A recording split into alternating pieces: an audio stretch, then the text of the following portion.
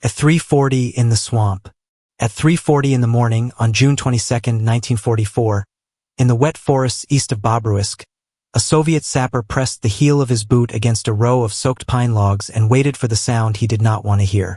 A crack. Not a rifle shot. Not a shell burst.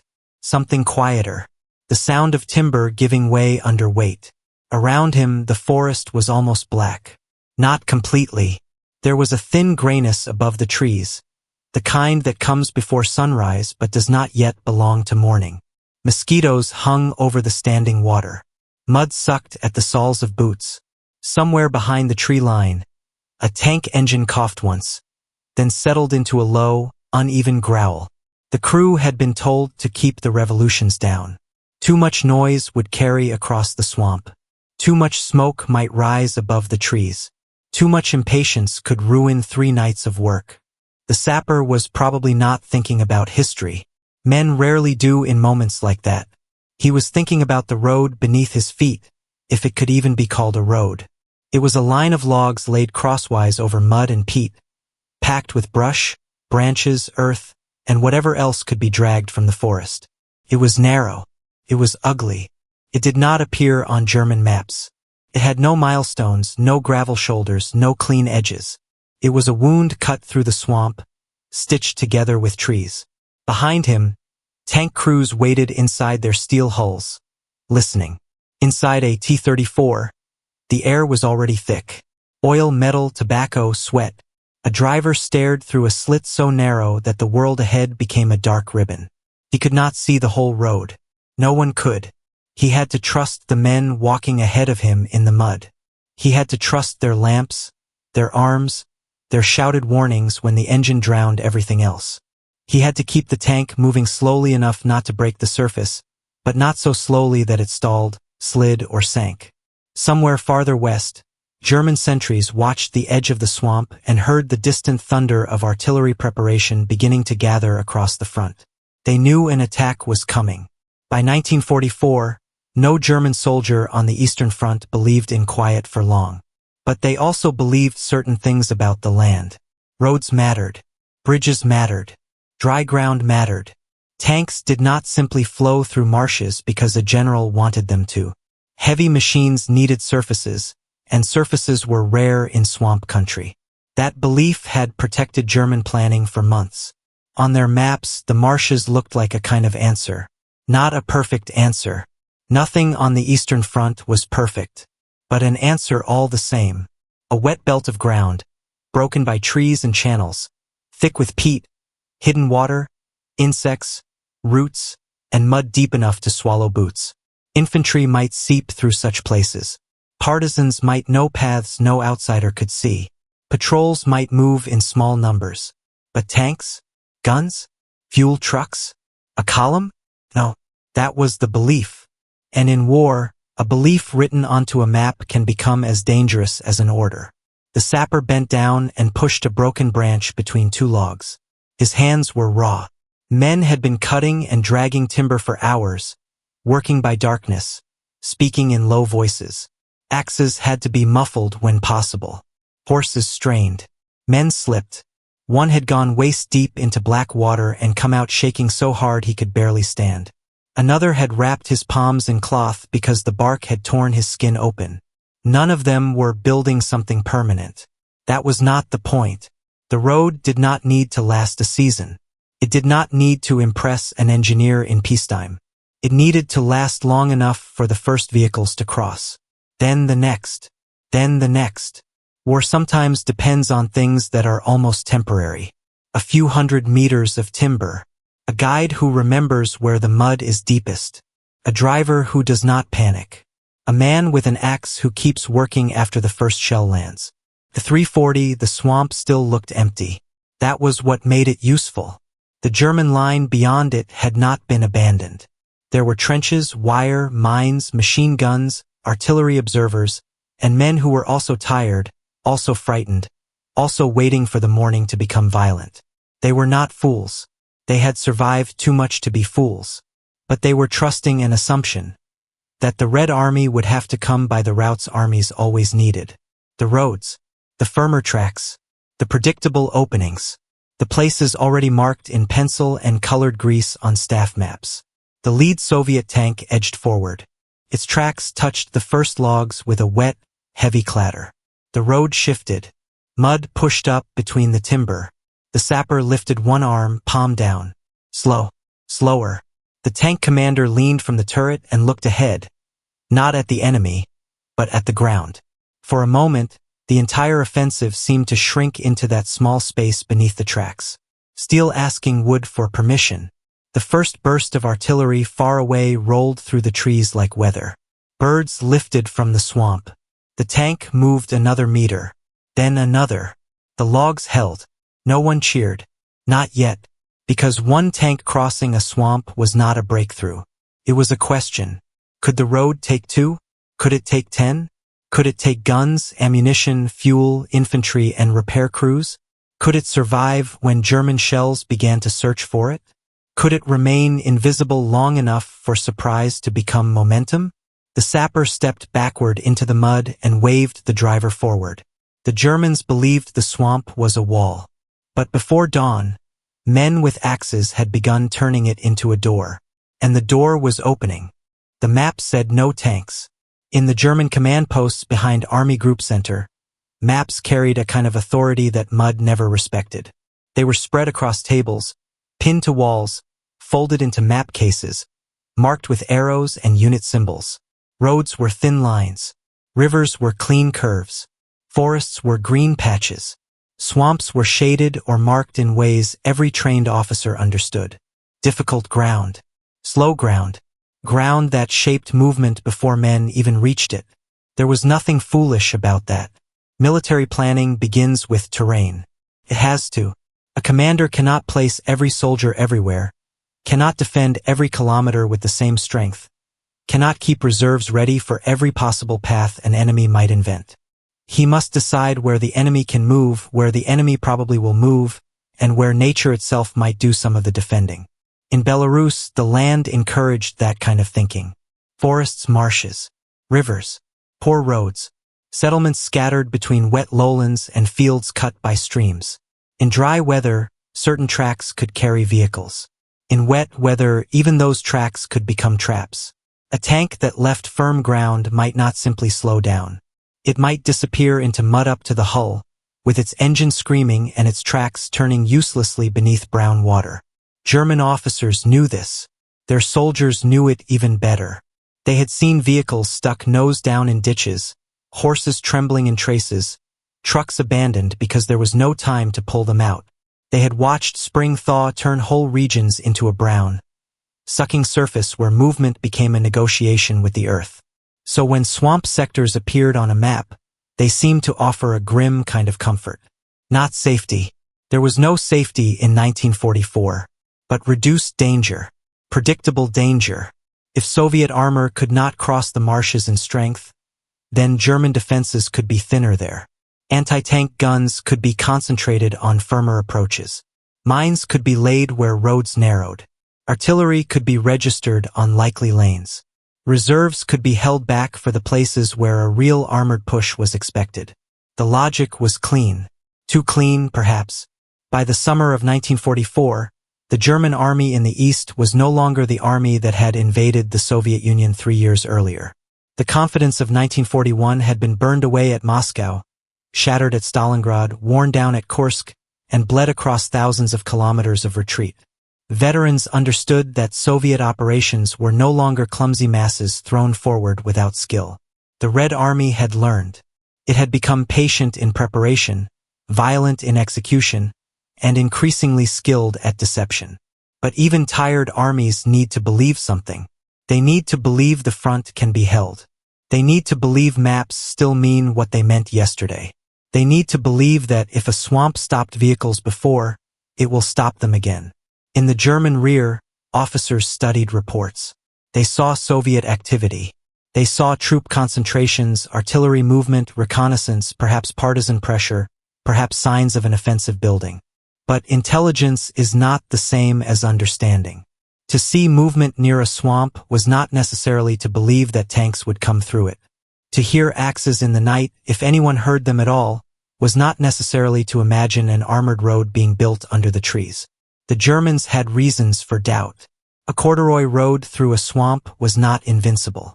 It was vulnerable to shellfire, could be blocked by one disabled vehicle, could sink after heavy traffic, could be discovered from the air.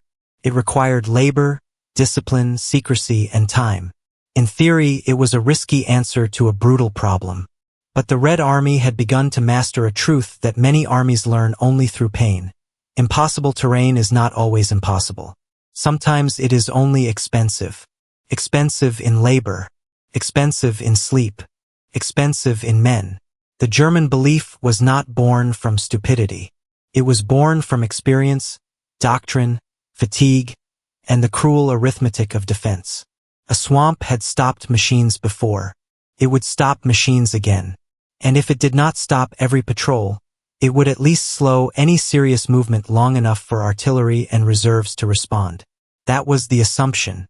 The hidden flaw was that the Germans were thinking of the swamp as terrain. The Soviet engineers were thinking of it as material. Trees were not just trees. They were road surface. Brush was not just brush. It was packing. Mud was not just mud. It was something that could be bridged, drained, reinforced, hidden, crossed, repaired, and crossed again. The map said no tanks. But the map did not show men working knee-deep in water under a moonless sky. It did not show ropes around wet trunks. It did not show a junior officer whispering to his men to lift together. It did not show a driver being told, "Do not stop, whatever you feel under the tracks." It did not show the difference between terrain as printed and terrain as fought. That difference was about to matter, because the Red Army was not merely preparing to attack German positions. It was preparing to attack German assumptions. And the first assumption was the simplest one of all. A tank needs a road. What the Germans had not fully considered was this. A road can be built in secret. The problem beneath the tracks.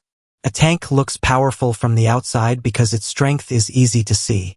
Armor, gun, tracks weight, noise. It shakes the ground, throws mud behind it. It turns trees into splinters and walls into dust. Men in trenches learn the sound before they see the shape.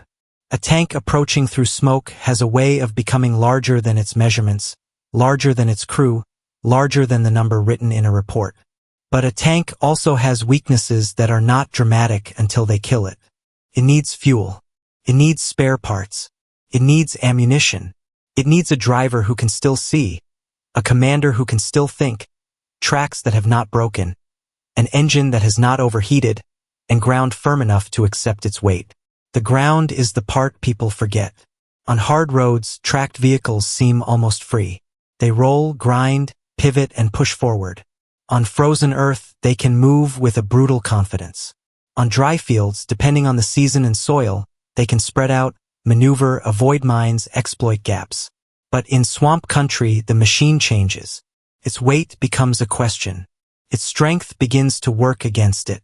The first tank may pass and crush the surface. The second tank finds deeper mud. The third follows tracks that are no longer tracks but trenches full of water. A truck comes next and sinks to the axle. A gun tractor tries to go around and slides sideways. A fuel vehicle stops for 1 minute too long, and suddenly the whole column behind it is trapped in a line. Engines idling, men swearing, officers shouting, artillery somewhere ahead and aircraft somewhere above. In the swamp, delay becomes danger very quickly. The Soviet planners understood that a breakthrough did not end when the first German trench was taken. It began there. Once the infantry and armor punched through the tactical zone, everything depended on movement. Guns had to come forward. Ammunition had to follow. Wounded men had to go back. Engineers had to clear mines and repair routes. Commanders had to move headquarters. Signals units had to extend lines. Fuel trucks had to find vehicles that had already moved beyond yesterday's map. A road was not scenery. A road was circulation. Without it, the offensive could suffer the same fate as a wounded body. Pressure at the front, failure behind it. The problem was not simply crossing a swamp once. Infantry could do that. Patrols could do that. Partisans could do that. Men with local knowledge had always moved through wet forests in ways outsiders found impossible. But moving an armored force was different. A tank column does not travel alone. It drags a small metal civilization behind it. Repair vehicles, fuel, ammunition, field kitchens, radio trucks, horse carts, medical evacuation, guns, more infantry, more engineers, and every one of them touches the road. Every wheel, every hoof, every boot, every track. So the road through the swamp had to be more than a trick. It had to be a system. It needed guides, markers, passing points, repair teams, branches laid over the most dangerous sections, drainage where possible, and discipline at every meter. It needed officers who understood that one impatient driver could ruin the movement of a battalion. It needed men stationed at the edges of the route to keep vehicles from drifting into the soft ground. It needed timber close enough to replace what broke. It needed the forest to become a supply depot. And all of it had to happen while the Germans were still watching. That was the hidden problem beneath the tracks. Not whether a tank could physically cross a wet patch. Under the right conditions, with enough luck, it could. The deeper question was whether movement could be sustained long enough to matter operationally.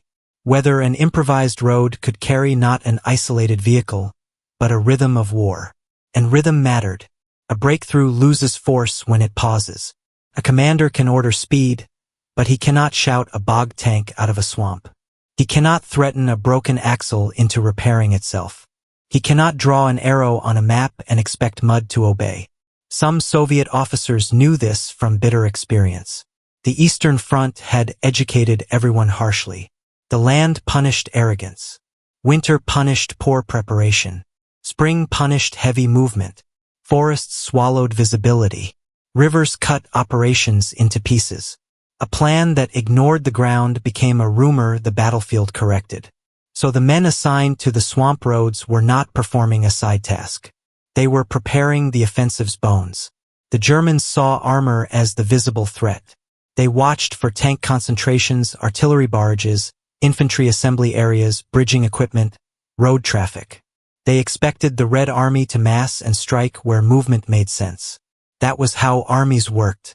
But beneath the visible threat was another one. An engineer with a saw. A team hauling pine trunks through water. A horse slipping under a load. A soldier measuring mud depth with a pole. A driver practicing the slow, nerve-tight discipline of keeping a tank exactly where unseen men told him to keep it. The machine could not solve the swamp alone. That was the point. The tank needed men outside the tank. Men who would not be in the victory photograph. Men who would stand in the mud while steel passed inches from their bodies. Men who would know before any general knew whether the offensive could move. And as the hour of attack approached, those men were still working. Because a road built through a swamp is never finished. It is only holding. For now. The men with axes. The men who built the swamp roads did not look like the kind of soldiers who decide a battle. They were not framed by tank turrets. They did not sit beneath the wings of aircraft. They did not stand behind great guns at the moment of firing. Many of them carried tools more often than they fired rifles. Axes, saws, shovels, wire, poles, cables, mine probes, sometimes explosives, sometimes nothing more impressive than a length of rope and hands already torn open. They were combat engineers, sappers, road detachments, drivers, local laborers under military direction, and men assigned to make the impossible practical. Some were veterans. Some were young enough that the forest at night must have felt larger than the war itself. Some had already learned the particular fear of engineer work. That danger often arrives before glory and remains after everyone else has passed. A rifleman knows where the enemy is supposed to be. A tank crew knows the direction of attack. An engineer works where the battlefield is still being made. He clears mines before the advance. He repairs bridges under observation. He lays paths through mud. He marks routes in darkness.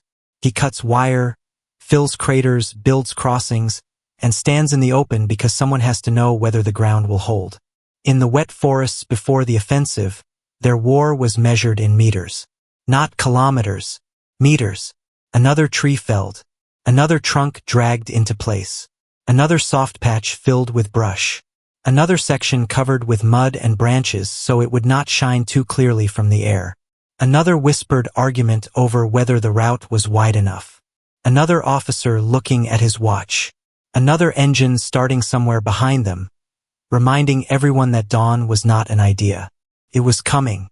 There is a particular exhaustion that belongs to men doing heavy labor in fear. It is not the exhaustion of marching alone. It is sharper. The muscles burn, but the mind cannot drift. Every sound matters. A branch breaking in the trees. A distant vehicle. A voice carried over water. Artillery far away, then closer. The air feels wet in the mouth. Clothing clings. Mosquitoes bite through cuffs and collars. Hands slip on bark. A man lifts when the others lift because if he misses the rhythm, the log falls and someone's foot may go under it. Nobody calls it heroic while it is happening. Mostly, men curse quietly. They ask for more rope. They tell someone to move his hand. They say the mud is deeper there. They say hurry. They say slower. They say nothing. The Soviet engineer units had been given a task that required both discipline and imagination. It was not enough to build a road. They had to build a road that did not announce itself. They had to prepare approaches that could support armored movement while still appearing, from the German side, like the same miserable swamp the Germans had already judged. Concealment was not decoration. It was survival. This belonged to a larger Soviet habit of deception and preparation. Maskirovka was not merely camouflage nets and false radio traffic. It was the shaping of enemy belief. It was making the visible front lie. It was letting the Germans see enough to feel informed, but not enough to understand. The log roads fit that world perfectly. They were not grand machines. They did not require rare technology. They used what the land provided. Cut timber, brushwood, mud, labor, patience, night. And because they looked primitive, they carried a strange advantage. A German officer searching for signs of major armored movement might look for improved roads, bridge parks, obvious traffic, dumps, and assembly areas. He might not imagine that a hidden route through a swamp could be created quickly enough to matter. He might not believe that such a route could carry tanks in useful numbers. He might report activity, yes, but translate it through his existing belief. Local work, infantry movement, perhaps partisan support, perhaps preparation for limited action. The engineers were operating in the gap between what was seen and what was believed. That gap can be fatal. For the men doing the work, there was no clean separation between engineering and combat. A shell did not care whether the man it killed was holding a rifle or an axe. A mine did not care whether the boot that touched it belonged to infantry or a sapper. If German artillery found the route, men would die on a road that was not yet on a map. And still they worked. Because behind them were the tanks, not as symbols, as pressure. Every crew waiting in the trees depended on something outside its armor. The driver did not know the whole road. The commander did not know which logs were weakest. The gunner could not shoot mud into firmness. The loader could not lift a 30-ton vehicle back onto the track if it slid off. The tank was powerful, but at the edge of the swamp, power had to wait for permission from men with axes. That was the part German command did not see clearly enough. They saw the Red Army as masses of infantry, artillery, armor, reserves, fronts, armies, and corps. They saw numbers. They saw formations. But at the smallest level, the offensive depended on men whose names rarely survived in the larger story. A sapper tying brush into a soft section. A local guide pointing toward firmer ground. A driver being told where not to turn. A sergeant deciding that the road needed one more layer of logs even though the column was already waiting. Small decisions. Small corrections. The kind that do not appear dramatic until the first tank does not sink. And somewhere in those hours before the offensive, a ridiculous idea became a military fact. If the swamp would not carry steel, then the forest would. The ridiculous road. There was something almost absurd about the answer. Against a modern army, the Soviets were using trees. Not a new tank. Not a secret engine. Not a weapon that could be announced with pride in a factory newspaper. Trees. Cut down. Stripped. dragged through mud, laid side by side across ground that seemed to refuse the weight of war. A corduroy road is simple in the way many desperate solutions are simple. Logs are placed across the direction of travel, one after another, creating a rough surface over soft ground. Brush, branches, soil, and sometimes additional layers help spread the load.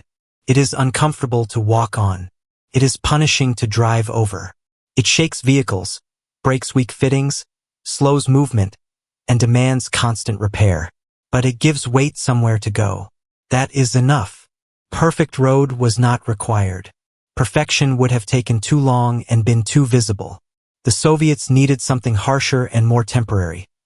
A road that could exist just long enough to deceive, carry, and survive. Could be ugly. Could be narrow. Could be repaired while being used. Could be abandoned after the front moved.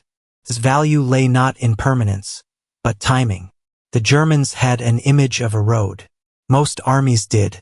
A road was a line on a map, a route known to both sides, a place to mine, shell, block, defend, and observe. Roads created predictability. They channeled movement. They were valuable because they concentrated traffic, and dangerous for the same reason. The log roads did something different. They created temporary certainty inside apparent uncertainty. From the air, with careful camouflage, they could vanish into forest shadow. From a distance, they did not resemble the kind of improved route that promised armored movement. On the ground, they were fragile, but they were also reparable. If a shell broke a section, men could drag more timber into place. If mud swallowed one part, brush could be packed in. If water rose, guides could shift traffic, slow the vehicles, or reinforce the worst meters. It was not elegant. War rarely is at the level where men have to touch it. There would have been objections, even if not always recorded. Engineers know what commanders sometimes do not want to hear. A road can fail. A route can jam. A tank can break through. A driver can leave the track in darkness. A German shell can turn a prepared crossing into splinters. A vehicle hit at the wrong place can block everyone behind it. In swamp country, a mistake at the front of a column travels backward like a shock through bone. But the alternative was worse. To attack only where the Germans expected armor was to enter prepared fire. To avoid the swamp entirely was to accept the German reading of the battlefield. To leave the marsh as a barrier was to let the enemy use Soviet terrain against Soviet movement. So the ridiculous road had to be tried. There is a kind of courage in ideas that look unimpressive. They do not protect the men who carry them out. They invite blame if they fail and often share credit if they succeed. A tank breakthrough can be photographed. A log road, after the battle, looks like debris. The men who built it know the difference. Others may not. Imagine the first inspection. A staff officer walking the route by flashlight, boots slipping. A sapper explaining where the wettest section begins. Someone asking how many tanks it can take. No one answering too confidently. Because confidence is dangerous when the mud is listening. Perhaps the officer crouches, grips one of the logs, tests its movement. It shifts slightly under his hand. Not enough to condemn it. Enough to remind him that this is not stone. This is wood over water. Behind him, the offensive schedule does not care. Artillery has been assigned. Units have been moved. Orders have been issued. The Germans have been deceived or not deceived. There is no way to know completely until the attack begins. At some point, planning ends because the clock forces it to end. The road will either carry the tanks or it will not. The most dangerous thing about the log road was not that it looked primitive. It was that it required faith in the smallest physical details. The strength of wet timber, the spacing of logs, the judgment of engineers, the steadiness of drivers, the ability of exhausted men to repair failure under fire. A modern offensive rested on a surface that could be split by an axe. And that was exactly why the Germans underestimated it. They were looking for the signs of armored warfare as they understood it. Heavy routes, main roads, bridge crossings, open approaches. The Soviet answer did not fit neatly into that expectation. It came out of the forest, low and crude and almost beneath notice. But war is full of things beneath notice that decide whether the visible things can move. Fuel beneath armor. Wires beneath commands. Hands beneath machines. Logs beneath tracks. The first tank commander did not need to admire the road. He needed to cross it.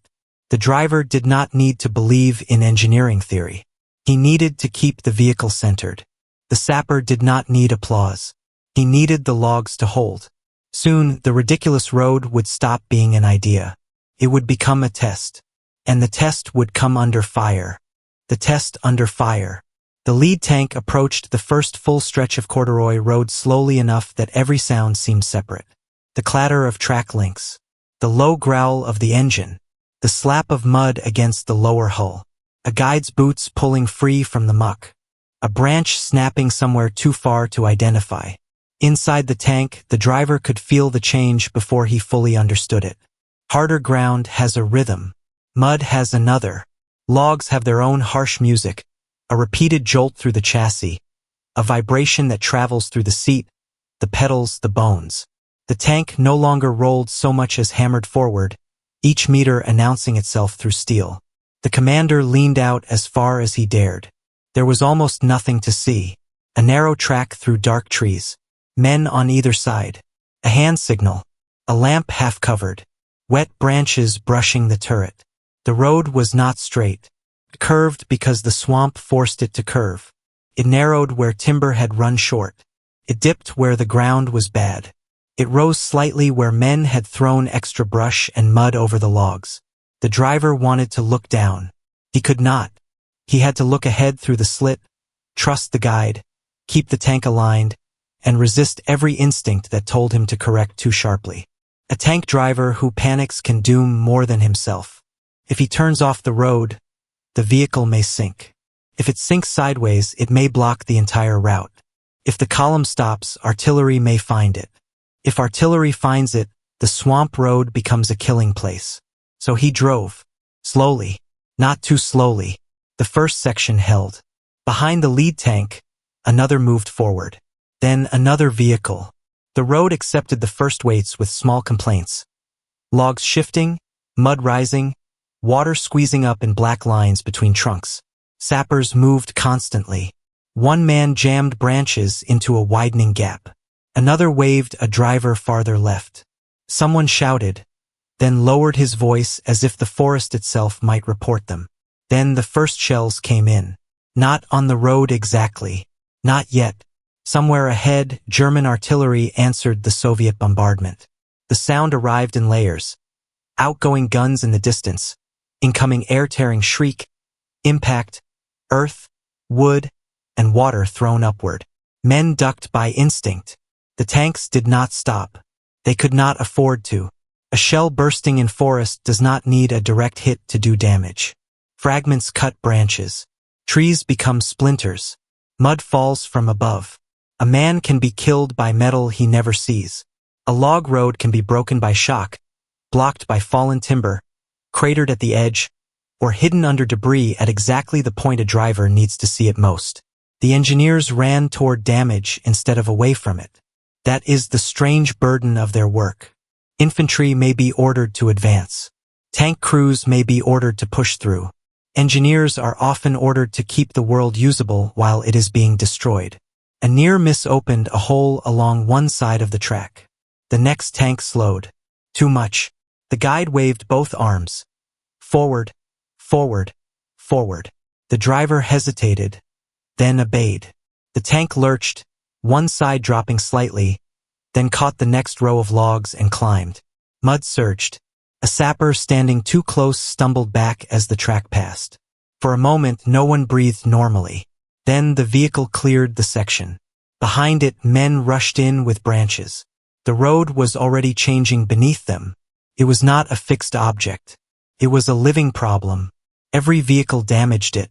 Every repair altered it. Every explosion demanded a decision. Add timber here. Slow traffic there. Pull that truck out. Move that gun forward. Do not let the column bunch. Do not let the drivers choose their own path. Do not stop where the mud is soft.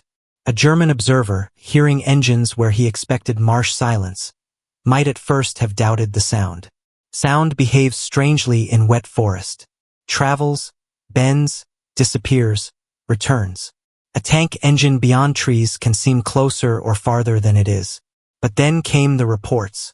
Movement in swamp sectors. Soviet vehicles where heavy vehicles were not expected. Infantry and armor emerging from wet ground as if the marsh itself had shifted sides. This was not magic. It was labor meeting timing. The Soviet artillery preparation had struck German positions. Deception had shaped expectation. Engineers had opened routes. Drivers had obeyed guides. Commanders had accepted the risk. And now steel was moving through the place where German planning had counted on mud. The lead tank finally reached firmer ground. His tracks left the last logs and bit into earth. The commander looked back. Behind him, the road was scarred and trembling, crowded with men who were still working though the first vehicles had crossed. One of the sappers raised an arm, not in celebration, but to direct the next machine. There was no time to admire what had happened. The road had carried tanks. Now it had to carry the battle. And the Germans, still trying to understand the first reports, were about to discover that the swamp had opened behind their assumptions. The swamp opens. The first German reports would not have sounded like panic at once. Military language often delays fear. It dresses confusion in terms that can be sent over radio or written into a log. Enemy movement observed. Soviet pressure increasing. Armored elements reported near marsh sector. Situation unclear. Request confirmation. But beneath the words was the beginning of disbelief. Tanks were not supposed to be there. Not in that number. Not from that direction. Not quickly enough to matter.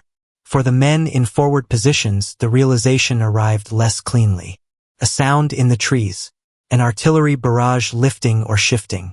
Infantry appearing where patrol routes had been thin. The shape of a Soviet tank emerging through mist and branches. Its hull stained with swamp mud. Its tracks throwing wet earth behind it. German soldiers who had been told, formally or informally, that the terrain protected them now had to aim into a direction their defenses had not fully respected. A defensive line is more than trenches. It is expectation. Machine guns are placed to cover likely approaches. Anti-tank guns are sighted where armor is expected. Mines are concentrated where vehicles must pass. Artillery is registered on roads, crossings, and assembly areas. Reserves wait where commanders believe they can respond in time. If the enemy appears from the wrong place, the defense does not simply face a new threat. It faces the collapse of its own logic. That was the danger of the swamp roads. They did not need to move every Soviet tank through every marsh. They needed to move enough force through enough unexpected routes to bend the German response out of shape. Once that happened, even strong points became vulnerable because they were no longer part of a stable pattern. The Germans could still fight. Many did bitterly. But fighting well inside a broken assumption is different from fighting inside a prepared defense.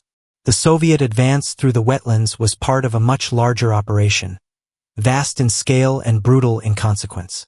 Operation Bagration was not won by log roads alone. It involved artillery, infantry, armor, aircraft, deception, partisan activity, operational planning, and overwhelming force applied with growing skill. But the log roads mattered because they made one of the oldest military tricks possible. Appear where the enemy does not believe you can appear. German commanders had counted on geography to help them economize force. The Red Army made geography uncertain. A swamp that had protected a flank now concealed an approach. A sector watched but not heavily occupied now became dangerous. A route absent from German maps now carried vehicles forward. The land itself had not changed. Human preparation had changed its meaning. That is the kind of reversal war rarely announces politely. It arrives as a wrong report, then another, then a unit that cannot be reached, then a reserve ordered toward one threat while another emerges behind it.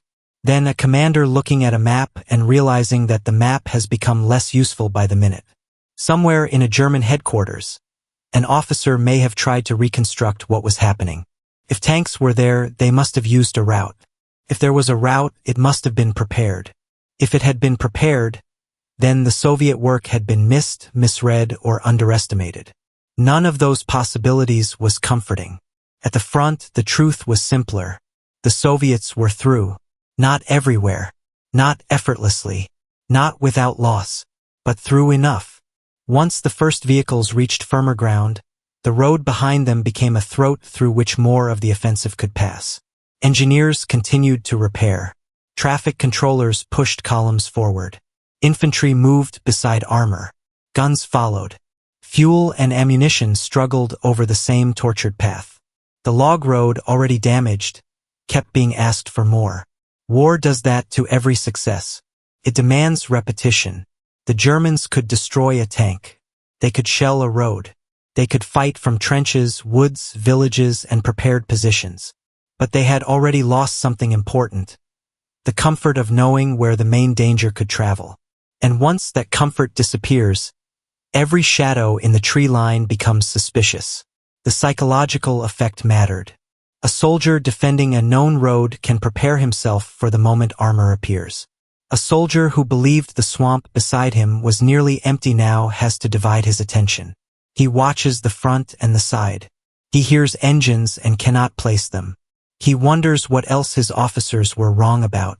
That kind of uncertainty spreads. It slows reaction. It increases false reports. It makes men fire too early or move too late. It forces commanders to spend reserves not only against what is happening, but against what might be happening. The swamp had opened, and with it opened a deeper wound in the German defense. Not simply a gap in the line, but a gap between belief and reality. The Red Army did not make the swamp disappear. It made German certainty disappear. And once certainty was gone, the road through the swamp became more than timber. It became proof. Proof that the enemy had prepared more carefully than expected. Proof that terrain had been misread. Proof that the defense was not being attacked only from the front, but from inside its own assumptions. Yet surprise by itself does not last. It has a short life. Once the enemy knows, he reacts. Artillery shifts. Aircraft search. Reserves move. Roads jam. Engines fail. Men tire. Mud deepens. The swamp had opened. Now the question changed. Could the Soviets keep it open long enough for disbelief to become collapse? The mathematics of mud. The value of a log road cannot be measured by how it looks. If judged by appearance, it is almost nothing. Rough timber, mud, branches, water. Men moving constantly over a surface that seems unfinished because it is unfinished. Compared with a tank, it has no drama. Compared with artillery, no thunder. Compared with an aircraft, no speed. But war often turns on small calculations that are invisible from a distance. A road only a few meters wide can decide whether a vehicle column moves or waits. A soft patch only a few meters long can stop a battalion if it takes the lead tank. A delay of 15 minutes can place a unit under artillery fire. A delay of 1 hour can allow a reserve to arrive. A single broken section can turn surprise into congestion. The mathematics of mud is unforgiving. A T-34 weighed roughly in the range of 30 tons. Depending on model and configuration, verify for exact variant if specified in final production. Its tracks spread that weight better than wheels, which is why tanks could cross ground that trucks could not. But spread weight is still weight. On peat, waterlogged soil, and broken swamp edges, even tracked vehicles could bog down. The tank's strength was never absolute. It depended on the relationship between metal and earth. Corduroy roads changed that relationship. Logs spread the load. Brush filled the spaces. Repeated layers created a crude mat over weakness. The road did not make the swamp solid. It made it temporarily negotiable. That distinction matters. The driver could not treat it like a paved road. He had to keep speed controlled, avoid sudden steering, and follow the line exactly. Vehicles needed spacing. Repair teams needed access. Commanders had to prevent everyone from rushing onto the same fragile route at once. A log road was not a road in the peacetime sense. It was a timed agreement with failure. Every crossing used up part of its life. The first tank compressed it. The next widened the gaps. Water rose. Mud shifted. Logs rolled or cracked. Trucks damaged the surface differently from tanks. Horses slipped between trunks. Men walking at the edges churned the sides into soup. Rain could undo hours of work. A shell could create more labor in 1 second than a team could repair in 10 minutes.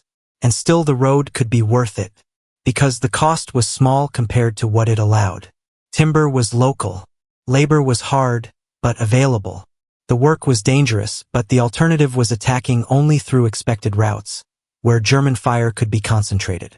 A temporary road through unexpected terrain could buy something more precious than durability. Could buy surprise. Could buy time. Could buy an angle. Those are expensive things in battle. What matters is not only the number of vehicles that crossed, but what those vehicles did after crossing. If enough tanks and infantry reached a weak point sooner than expected, German commanders had to react. If they reacted late, the Soviet penetration deepened. If the penetration deepened, reserves had farther to move. If reserves moved under air attack or artillery pressure, they arrived weakened. If they arrived too late, the front no longer had a front in the old sense. The small route became part of a chain. A log under a track. A tank through a swamp. A German flank under pressure. A reserve diverted. Command post confused. A road junction lost. Pocket beginning to form. This is how logistics becomes combat without changing its clothes. No trumpet sounds when a road holds. No official communique pauses to describe the exact moment timber absorbed weight. But the battlefield feels it. The men waiting behind the tanks feel it. The German units suddenly facing armor from an unlikely direction feel it. The commanders trying to restore a broken line feel it. The arithmetic does not need elegance. If the road holds for 1 hour, that is 1 hour of movement the enemy did not expect. If it holds for 6 hours, the local fight changes. If it holds long enough for artillery, fuel, and more infantry to follow, then the road is no longer a crossing. It is a corridor, and corridors create consequences. The Germans had prepared to fight tanks where tanks could reasonably go. They had not ignored all danger. They had not simply fallen asleep. But their calculations placed weight on terrain assumptions, and the Soviet engineers attacked those assumptions with the most ordinary materials imaginable. Wood, mud, hands, time. The hidden mathematics of survival belonged to the men keeping the road alive after its first success. Their work became less visible as the battle grew louder. The tank crews moved ahead. Infantry pressed forward. German positions fell or resisted. Reports climbed upward through headquarters. Maps changed. Arrows lengthened. But back in the swamp, the road was still being spent. A section broke. A vehicle stalled. A wounded man had to be moved aside. A driver shouted that the track was slipping. An engineer looked at the damage and knew there was no clever answer left. Only more timber. That is where the calculation returned to the body. How much could men lift after a night without sleep? How long could they work under shellfire before their hands became useless? How many times could they repair the same stretch before the swamp took it back? The numbers explain why the road mattered. They do not explain what it cost. Hands lost to the road. The men who kept the road alive were close enough to the battle to be killed by it, and far enough from the visible breakthrough to be forgotten by it. That is a hard place to stand. When a tank crossed successfully, the crew carried the danger forward. Their war moved toward German guns, villages, trenches, and counterfire. The engineers remained with the wound in the ground. They watched the next vehicle come, and the next, and the next. Every success damaged the thing that made success possible. A log shifted. They moved. A gap opened. They filled it. A shell burst nearby. They ducked, then stood. A truck slid too far right. They ran toward it, shouting over the engine. Mud is not passive in such a place. Pulls at boots, steals tools, hides holes, covers blood quickly. A man can step where another man stepped 10 minutes before and sink to the knee. He can put his hand down and feel water cold beneath a skin of mud.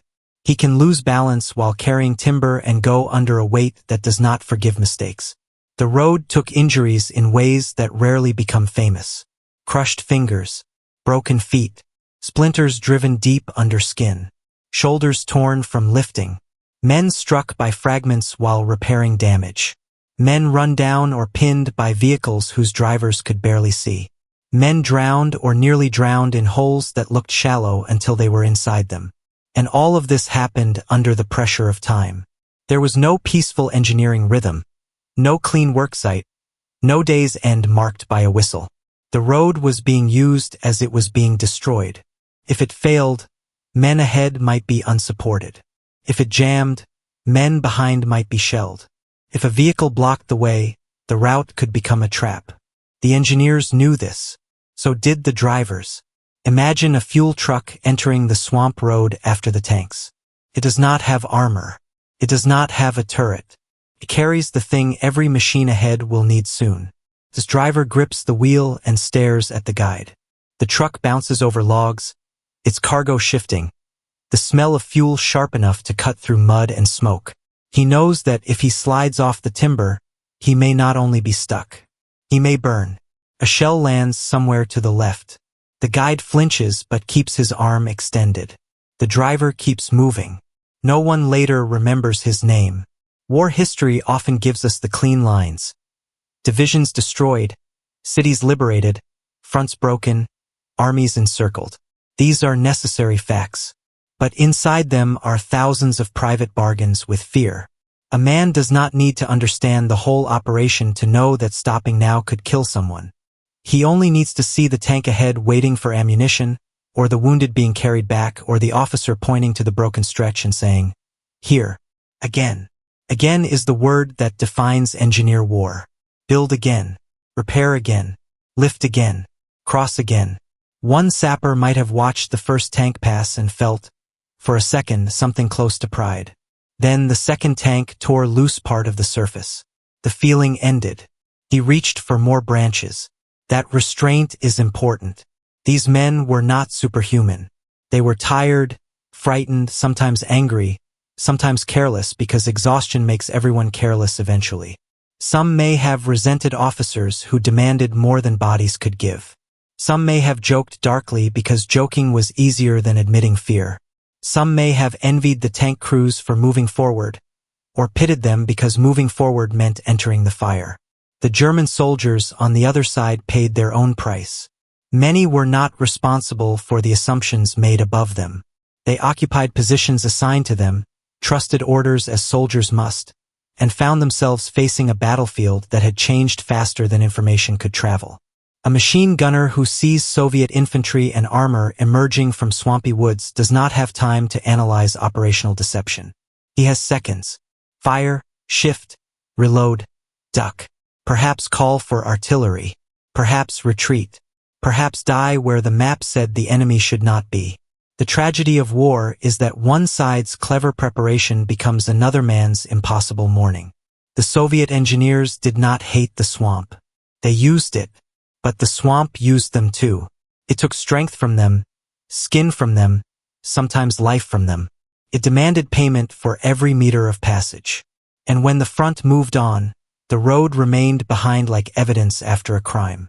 Broken logs half submerged, branches ground into mud, oil slicks shining faintly on standing water, a dropped glove, a torn strap, a place where men had changed a battle by making it possible for others to fight it.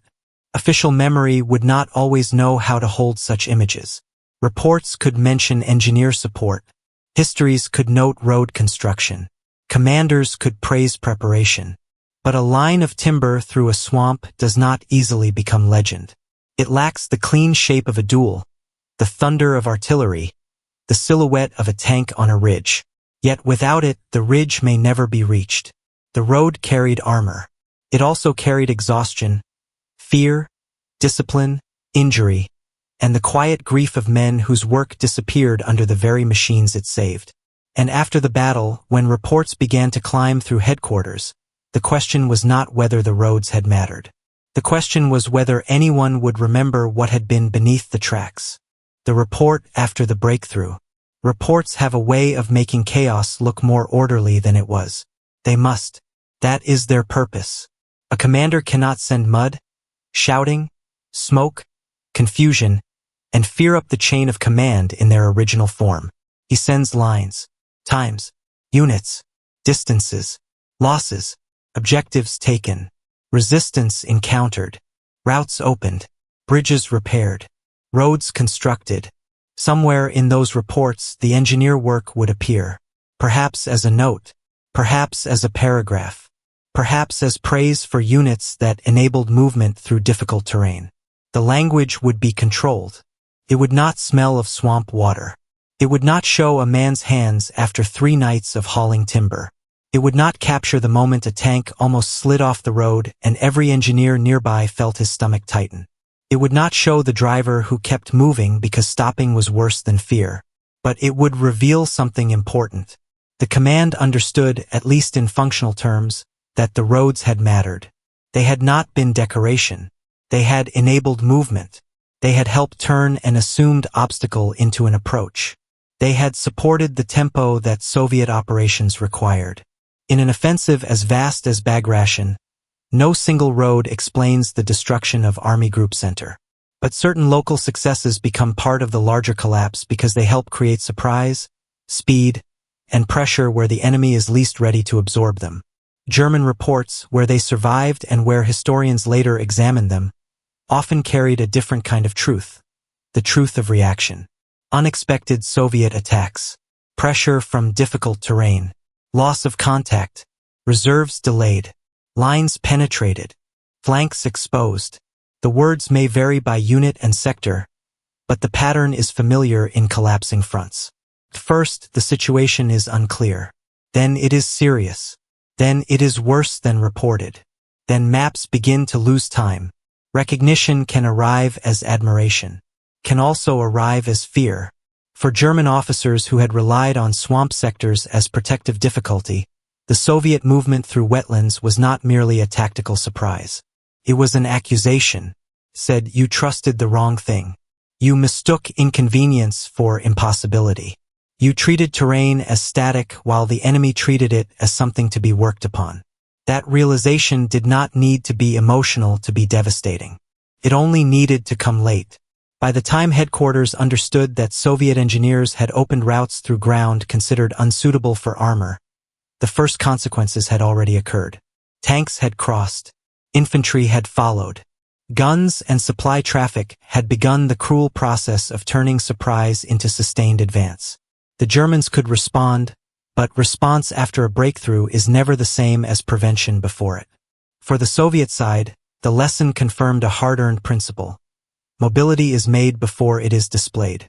The tank photographed in motion is only the final visible part of a much larger labor. Behind it are route reconnaissance, engineer preparation, deception, supply, repair, traffic control, and men who know how to make a map lie to the enemy. Still, official recognition has limits. Armies honor engineers, but public memory often moves toward simpler images. The tank entering a town, the flag, the captured column, the general, the map arrow. These are easier to understand. A corduroy road through a swamp asks for more patience. It asks the viewer to imagine that a battle can be changed by a surface underfoot. And patience is not always what memory rewards. Some of the men who built those roads may have received medals. Some units may have been commended. Some officers may have included the work in memoirs. Verify specific awards, units, and memoir references before final historical release. Others disappeared into the anonymous mass of wartime labor, where essential tasks become known by function rather than name. Sapper, driver, road worker, guide, engineer. The men themselves may not have expected more. Soldiers often have a practical relationship with recognition. They want food, sleep, dry socks, a letter, a cigarette, orders that make sense, and the survival of the men near them. Glory can feel like something invented afterward by people with clean hands. But forgetting has consequences. When we forget the road, we misunderstand the tank. When we forget the engineer, we misunderstand the offensive. When we forget the labor, we mistake movement for something natural, as if armies flow because arrows are drawn. They do not. Armies move because thousands of small problems are solved by people close enough to be crushed by them. In the aftermath of Bagration, the scale of German disaster was enormous. Army Group Center was shattered. Soviet forces advanced across vast distances. Encirclements formed. Cities fell. The operational map changed with frightening speed. Historians rightly focus on command decisions, force ratios, deception, reserves, air power, artillery, and German strategic failure. But beneath that scale, the log road remains. A narrow, temporary thing. Too small to explain everything. Too important to ignore. Because the Germans had believed that certain ground could help hold the line. What the reports after the breakthrough revealed, in their dry military way, was that the Red Army had learned to make even bad ground serve movement. The realization came after the engines had already crossed. And by then, the swamp was no longer protecting the German front. It was part of the wound running through it. The road becomes doctrine. The lesson of the log roads was not that swamps no longer mattered. They mattered completely. That was why the work mattered. Bad terrain does not disappear because an army is determined. Mud does not soften out of respect for courage. Waterlogged ground does not care about ideology, orders, or rank. A tank sinks the same way whether the commander is confident or afraid. A truck breaks an axle in the same language in every army. Geography remains stubborn, but armies can change their relationship to it. That is what Soviet engineers helped prove. The road through the swamp was not a miracle. It was method, reconnaissance, labor, materials, camouflage, discipline, repair, timing. It was an expression of a larger military truth. Movement is not simply the ability of a machine to move. Movement is the ability of an entire system to keep that machine useful in the place and hour where it matters. In the Red Army of 1944, that system had become far more capable than the Germans wanted to admit. The Soviet Union had paid catastrophically for early war failures. It had lost men, cities, factories, vehicles, commanders, and time. But it had also learned under pressure. By the time of Bagration, Soviet operations could combine deception, artillery, armor, infantry, engineers, partisans, air power, and logistics in ways that made German defensive assumptions increasingly dangerous. The log roads belonged to that maturity. They were simple but not crude in purpose. They allowed formations to approach where the enemy did not expect them. They helped sustain tempo over ground that should have slowed it. They turned local materials into operational advantage. They proved that engineering was not just support after decisions had been made. It was part of the decision. For future doctrine, the meaning was plain enough. Engineers were not secondary soldiers who arrived after the battle to clean up obstacles. They were creators of possibility. A commander who ignored them misunderstood his own mobility. A tank formation without engineers was a fist without a wrist. Strong, but poorly connected to movement. This truth had appeared in many forms throughout the war. Bridges thrown across rivers under fire. Mines cleared in darkness. Airfields repaired after bombing. Ports opened from wreckage. Roads rebuilt under retreat and advance alike. Modern war had not eliminated primitive labor. It had multiplied the need for it. That is one of the paradoxes of the Second World War. The more mechanized armies became, the more they depended on men doing ancient work. Digging, lifting, cutting, carrying, repairing, dragging. A tank may belong to the 20th century. The man putting logs under it belongs to every century in which armies have tried to cross bad ground and live. For German commanders, the lesson was harsher. Terrain could no longer be treated only as an obstacle imposed by nature. It could be modified by an enemy willing to spend labor and lives. A swamp could still slow movement, but it could not be trusted as a wall unless watched, occupied, shelled, and understood. An empty wetland might be empty, or it might be a workshop under camouflage. That uncertainty is expensive. It forces a defender to stretch attention, to patrol more, to allocate scarce troops to places once considered low risk, to wonder whether the enemy has found another way through. In war, forcing the enemy to wonder can be almost as useful as forcing him to retreat. The legacy of the log roads is therefore larger than the roads themselves. They remind us that the battlefield is not only where weapons fire. It is also where assumptions are built and broken. The Germans believed difficulty could function as defense. The Soviets showed that difficulty could be engineered into surprise. And yet, the human center remains. Doctrine does not swing an axe. A principle does not drag a wet pine trunk through black water. A staff map does not stand beside a trembling road and wave a tank forward. Men do. Tired men. Frightened men. Men whose names may be lost but whose work remains inside the outcome. A road becomes doctrine only after it has first been mud, timber, risk, and hands. That is why the story still matters. Not because a corduroy road is glamorous. It is not. Not because it alone destroyed Army Group Center. It did not. But because it reveals something war often hides beneath louder events. The decisive factor is sometimes not the weapon itself, but the human system that allows the weapon to arrive. A tank appearing through a swamp is shocking. A road built under the swamp silence is the deeper story. And by the time the Germans saw the tank, the deeper story had already done its work. What the swamp really carried. Return to the swamp after the column has passed. The engines are farther away now. Their sound rolls through the trees in broken waves. Fading, returning, fading again.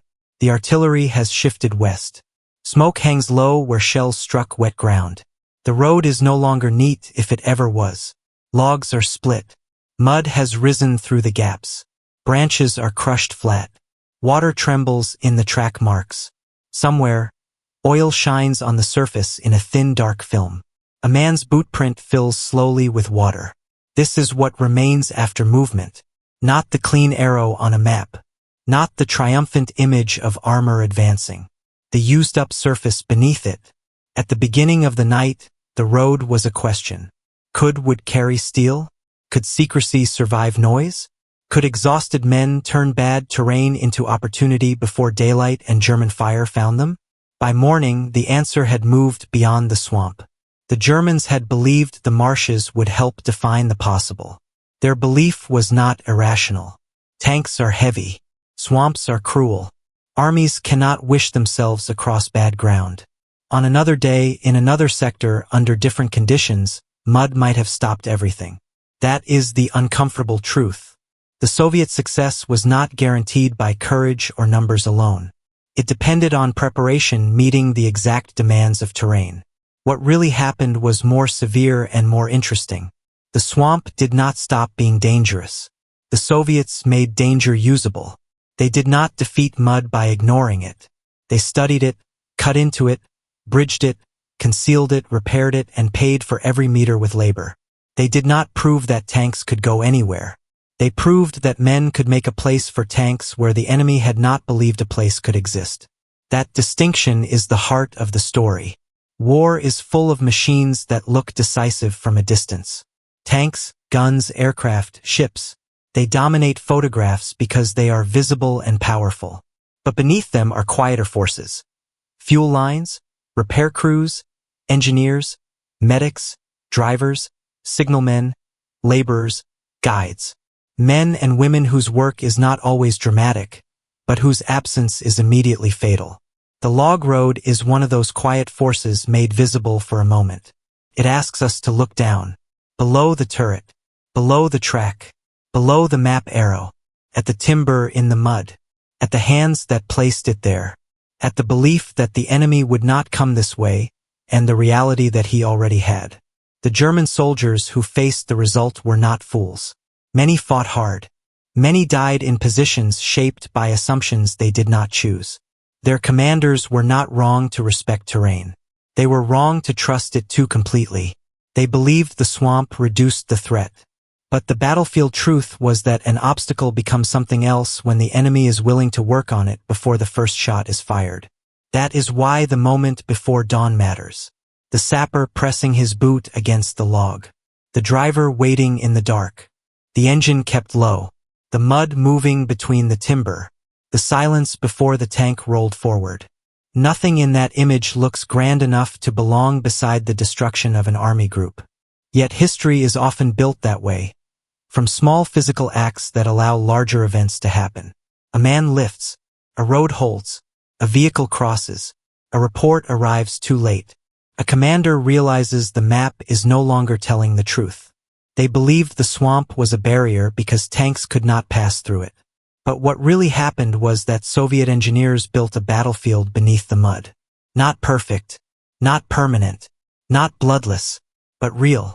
And in war, reality is the only argument that survives. Final CTA.